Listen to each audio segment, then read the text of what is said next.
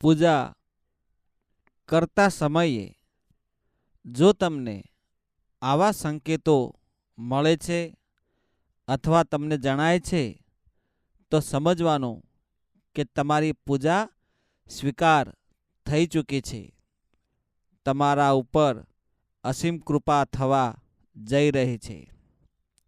મિત્રો, સ્વાગત કરું છું મા વંદના યુટ્યુબ ચેનલમાં તમારા બધાનું.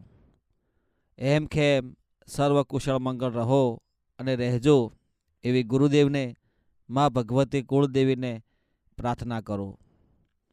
મિત્રો, પૂજા પાઠ, દીવા, અગરબત્તી, ધૂપ માતાજીને કે તમે જેને પણ માનતા હોય ઈષ્ટ દેવી દેવતાને કરતા હોય તો કઈ રીતે તમને ખબર પડે કે તમારી પૂજા સ્વીકાર થઈ ચૂકી છે અને તમારા ઉપર કૃપા પણ થઈ ગઈ છે? તો એવા સંકેતો તમને મળે જેથી તમને ખબર પડે. તો મિત્રો, જ્યારે જ્યારે તમે તમારા કુળદેવીની પૂજા કરતા હોય સવારમાં કે સાંજે, તો તમે માતાજીનો દીવો પ્રગટાવો, માતાજીને તમે ગુગળનું ધૂપ કરતા હોય, માતાજીને તમે ફૂલાર કે પુષ્પ ચડાવતા હોય અને આસન ઉપર બેસીને તમે માતાજીનો મંત્ર જાપ કરતા હોય, જે રીતે તમે પૂજા કરતા હોય તમારા રીતે, એ રીતે તમને માતાજી સંકેત આપે.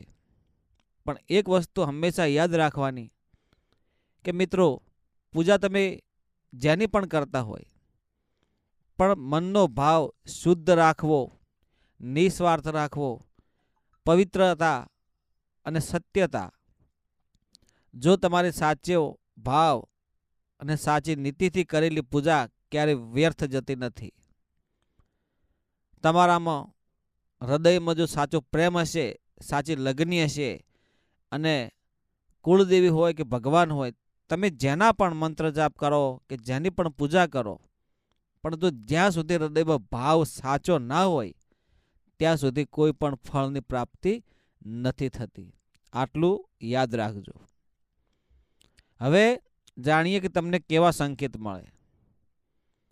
તો મિત્રો, તમે આ વિડીયો જોઈ રહ્યા છો, સાંભળી રહ્યા છો, તો તમારા મંતવ્યો, પ્રતિભાવો કોમેન્ટમાં જરૂર જણાવજો. અને આ વિડીયો તમે કયા ગામ, શહેર, તાલુકાથી જોવો છો તો જણાવજો. અહીં એક બે સ્કેનર પણ મૂક્યું છે અને સાથે એક નંબર પણ છે. તો યથાશક્તિ તમે દાન કરો અને એ પૈસો જે આવે એ ધર્મના કાર્યમાં વપરાય. જો દિલમાં દયા હોય અને ધર્મ કરવા માગતા હોય તો જ, તમારી ઈચ્છા હોય તો જ. એવી આશા તમામ જોડે રાખું છું. મિત્રો, માની કૃપા થાય, કુળદેવીની કૃપા થાય, ભગવાનની કૃપા થાય. તમે જેની પૂજા પાઠ કરતા હોય એ વખતે તમને આવા ખાસ સંકેત મળે. જ્યારે તમે પૂજા કરતા હોય એ વખતે તમે આંખો બંધ કરો, હાથ જોડીને માતાજીને કે ભગવાનને તમે નમતા હોય અને તમને અહેસાસ થાય કેવો કે તમારી આજુબાજુ કોઈ છે, એવું વાતાવરણ ઊભું થાય, એવા તરંગો દ્વારા તમને ખબર પડે કે મારી આજુબાજુ કે મારી પાસે કોઈ ઊભું છે કે બેઠું છે, એવું તમને ખ્યાલ આવે. અથવા કોઈ સુગંધિત વાતાવરણનો તમને અહેસાસ થાય, જેમ કોઈ સુગંધ, ખુશ્બુ સારી આવતી હોય એવું તમને લાગે, તો આ એક ચમત્કારિક સંકેત કહેવાય કે તમારા જોડે કોઈક શક્તિ છે, તમે એના આશીર્વાદ મેળવી ચૂક્યા છો અને એ શક્તિની કૃપા તમારા ઉપર અપરંપાર છે. આ સંકેત કોઈ ખાસ અને કોઈ શુદ્ધ પવિત્રવાળા વ્યક્તિ હોય, જેને સાચી ભક્તિ કરી હોય, એવાઓને ખાસ આ ચમત્કાર મળે છે. જેના પેઢીમાં પુણ્ય હોય, જેના દિલમાં દયા હોય, જે ધર્મથી ઢુકડા હોય, નિર્ગુણી હોય, નિસ્વાર્થી હોય, એવા વ્યક્તિઓને આ ચમત્કાર મળે છે. અને જેને સાચી ભક્તિ કરી હોય એવા વ્યક્તિઓને આ ચમત્કાર મળે છે.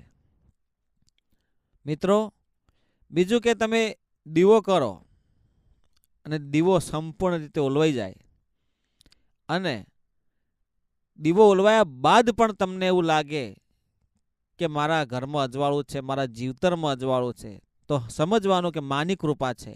તમે જેનો પૂજાપાઠ કરી હોય એનું અજવાળું થાય. દીવો તો ઓલવાઈ જાય, પણ ત્યારબાદ તમને એવું લાગે કે ના, હજુ સુધી દીવો ચાલુ છે અને એનું જે અજવાળું થાય છે, તમે જે પૂજા કરી એનું એ ફળ સ્વરૂપ તમને એવું દેખાય કે મારા જીવતરમાં અજવાળું છે, મારા ઘરમાં અજવાળું છે, દુઃખ નથી, નકારાત્મક નથી અને બધું પોઝિટિવ જ થવા લાગે, તો આ પણ એક શુભ સંકેત છે. અને બીજો એવો સંકેત છે કે તમે જે ધારો અને એ કામ પહેલેથી થવા લાગે, એવા સંકેતો તમને પહેલેથી સામેથી મળવા લાગે, તો સમજવાનું કે તમે જેની પૂજા કરી રહ્યા છો એ સફળ થવા જઈ રહી છે. તમે જે ધારો છો એવું કામ થવા જઈ રહ્યું છે. મિત્રો, માની કૃપા અપરંપાર છે, પણ એને તમે ભાવથી ભજો, એનું સ્મરણ કરો અને બને એટલી બીજાની, કોઈ એવા વ્યક્તિની, કોઈ એવા જીવ આત્માની તમે મદદ કરજો અથવા બની શકે તો સેવા કરજો. કશું ના થાય તો કોઈને ક્યારે નડવું નહીં, કોઈને ક્યારે છંછેડવું નહીં. બની શકે તો જ ભલામાં ભાગ લેવો અને સારું થાય એટલું જ કરવું. ના થાય તો આપણે આપણા કર્મ થકી આપણા ઘરમાં, આપણા પરિવારનું જેટલી જવાબદારીઓ છે એટલી પૂરી કરવામાં સતત કાર્યશીલ રહેવું. અને બને એટલું શિક્ષણ અને વ્યસનથી દૂર જો તમે રહો તો જ ભક્તિ કરી શકો, તો જ કંઈક મેળવી શકો. નહીતર તમારા જીવનમાં નકારાત્મકતા આવી જાય, ત્યારબાદ તમે કશું ના કરી શકો. જેટલું કરો એટલું જાતે કરો, બીજાની આશા ક્યારે પણ ન રાખો.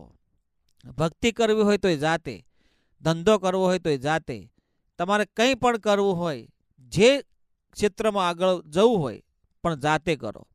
અને જ્યાં સુધી તમે કોઈ પણ ફળની પ્રાપ્તિ ન કરો ત્યાં સુધી તમારા મનની વાત ક્યારેય કોઈને જણાવશો નહીં, તો જ તમને સફળતા મળશે. અને જો તમારું કાર્ય, તમારું લક્ષ્ય જો તમે કોઈને જણાવો તો એ કાર્ય તમારું સફળ નહીં થવા દે. કુદરતનો નિયમ છે કે જેટલું તમે તમારા લક્ષ્ય તરફ તમે એકલા આગળ વધશો, કાર્યશીલ રહેશો અને એ લક્ષ્યમાં પ્રાપ્ત કરવા માટે તમે મહેનત કરશો, તો અવશ્ય એક દિવસ તમને સફળતા મળશે, મળશે ને મળશે. ચાહે સિદ્ધિ હશે કે કોઈ પણ પ્રકારનું તમારું લક્ષ્ય હશે, તમે કંઈ પણ શક્તિ મેળવવા માગતા હશો તો પૂરા ભાવથી, પૂરી નિષ્ઠાથી અને એકાગ્ર મનથી, મન જેટલું શાંત રાખી, ધીરજ રાખી અને વિચાર સકારાત્મક રાખી તમારા મનને કાબુ મેળવી લેજો, તો જ કોઈ પણ પ્રકારની કૃપા તમારા ઉપર પ્રાપ્ત થાય છે. એટલે તમારા બધા કાર્યો સિદ્ધ થાય, તમે જીવનમાં આગળ વધો એવી હું આશા રાખું છું.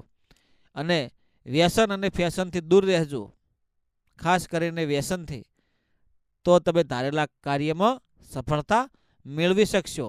જય ગુરુદેવ, જય માતાજી. મિત્રો,